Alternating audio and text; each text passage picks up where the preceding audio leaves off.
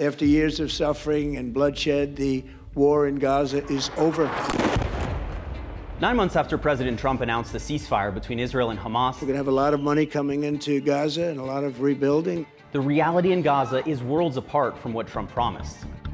Take a look at the plan. A hostage for prisoner exchange took place, Israeli troops pulled back to what's known as the Yellow Line, and aid began to surge into Gaza.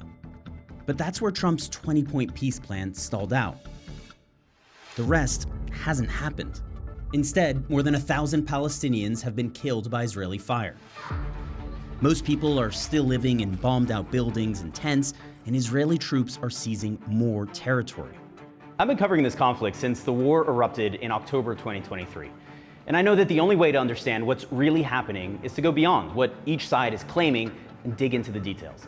Here's why Trump's plan stalled out, and why his pledge of a prosperous post-war Gaza seems farther away than ever. So this is that 20-point plan.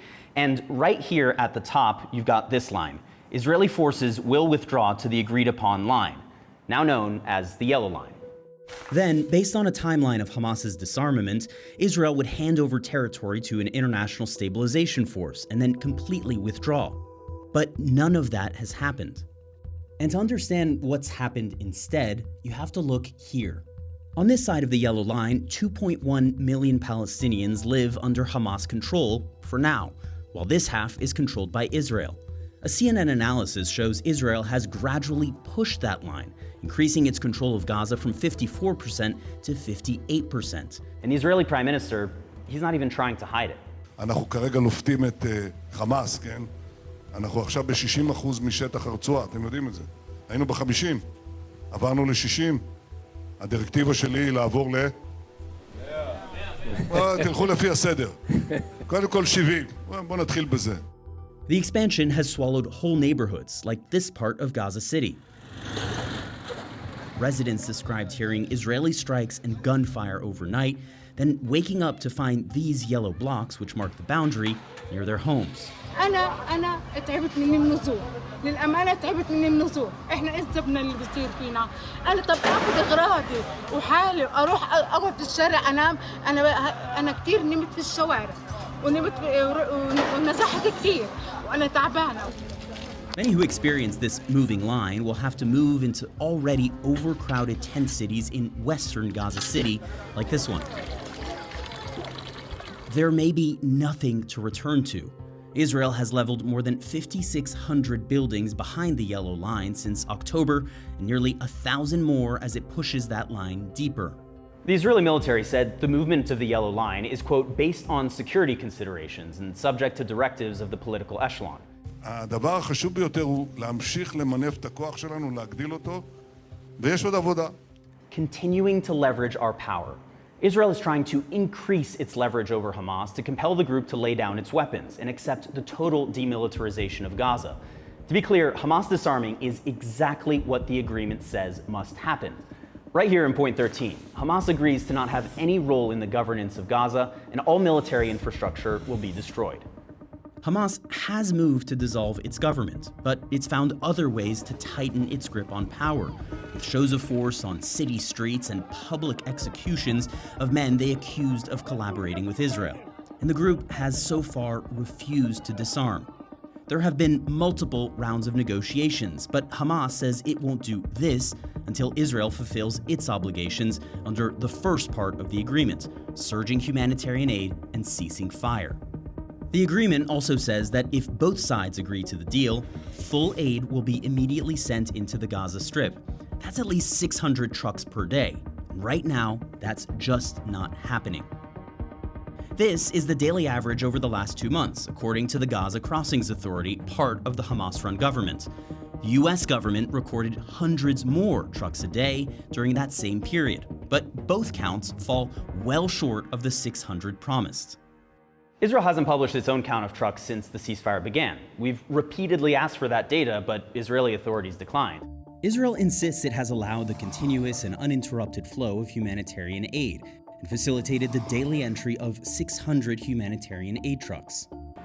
The UN has also accused Hamas of obstructing humanitarian operations through violence and intimidation, including smuggling attempts targeting and abusing humanitarian operations. So I'm in Jerusalem right now, and I'm about to meet with a humanitarian who's just returned from the Gaza Strip. She's going to be able to give us a really clear picture of exactly what the humanitarian aid situation is on the ground in Gaza right now, and the ways in which it's being impacted by ongoing Israeli aid restrictions. What struck you the most during this latest trip to Gaza? There is a huge need of medical services. Of course, there is no water, there is no electricity, there is a lack of fuel, there is no cooking oil, and there is no cooking gas right now. There is no sanitation facilities, which creates a huge problem for people, particularly during the summertime. At least we can see that there are food in the market, but we should not be forgetting at the same time that the vast majority of Gaza population, they lost their income. They have no purchasing power. Do you feel like the promises of that 20-point plan that led to the ceasefire have been delivered? Nope. No, there are basic improvements, but the needs are far what the people is getting in. Project Hope is one of just 24 non-UN aid organizations still operating in Gaza, part of why the aid has been limited. Israel suspended 37 other groups for refusing to accept new registration rules that would require providing lists of local staff. For supplies to go into Gaza, there's also a set of rules. Here comes delays, screenings, checkings, different platforms. Some of those rules focus on dual-use items, items Israel deems could be used for military purposes. Their entry is restricted or outright denied. Humanitarians say it is a constantly shifting list of items that includes X-ray machines, generators, and solar panels, but it's also come to include prosthetic legs, lab test equipment, and treadmills and stationary bicycles used for physical therapy. We had stories about our hygiene kits, and this was kinds of towels, baby shampoos, some hygiene stuff for girls, for women, for elderly people, some diapers, and etc., etc. You're still having to jump through hoops to get that into Gaza post-ceasefire. Yes, yes. Is it safe to say that Israeli restrictions on aid have negatively impacted the humanitarian aid situation in Gaza and are continuing to? I can say yes.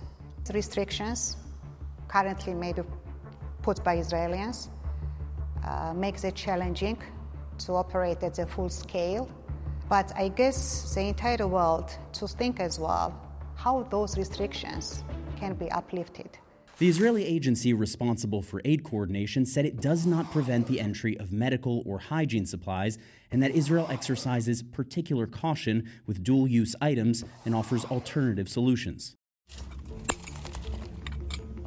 Israel has also restricted the entry of heavy equipment needed to clear Gaza's rubble, despite the ceasefire requiring it.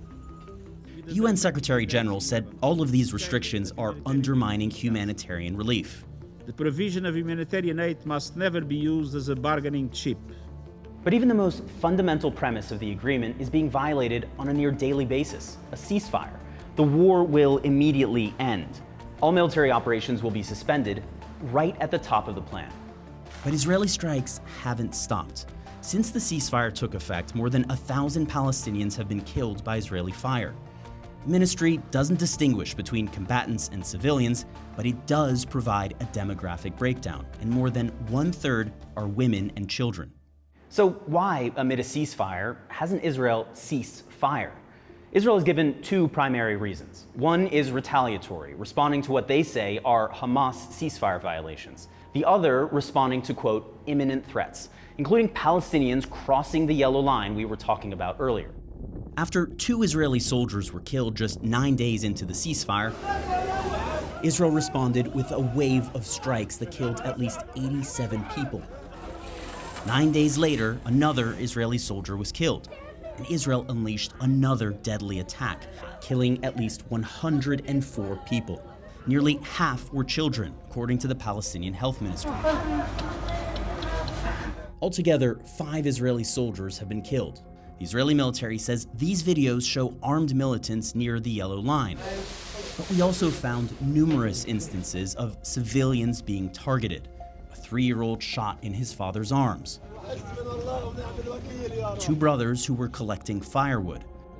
And this 16-year-old boy, Zahar Shamia, who was walking with his friends near the yellow line when he was shot and killed.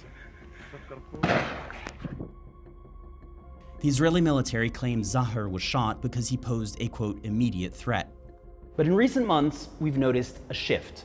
Israel is increasingly acting on intelligence regardless of whether there's an imminent threat. Strikes designed to destroy Hamas's military infrastructure and weaken the militant group. And targeted killings. Take this June 4th attack. Israel said it targeted 4 Hamas officials involved in protecting the group's leaders. But 10 people were killed, including 2 women and 2 children. 4 civilians the ceasefire was supposed to protect. In a statement, the Israeli military accused Hamas of, quote, systematically violating the ceasefire by rebuilding its military infrastructure and planning attacks against IDF troops. But I want to come back to that 20-point plan one more time, because there's also this line that doesn't get enough attention. Right after describing Hamas's disarmament and Israel's handover of territory to the International Stabilization Force, the plan says this. In the event Hamas delays or rejects this proposal, the above will proceed in the terror-free areas handed over from the IDF to the ISF. But beyond a few photo ops showing military officers and Humvees arriving in Israel, the ISF still hasn't deployed to Gaza. The international community is waiting to see if Hamas will disarm or if Israel will instead carry out the new offensive in Gaza it has repeatedly threatened. But for now, the 20-point plan is stalled, right here, just past the starting gate. And those paying the highest price for that political inertia are the people of Gaza.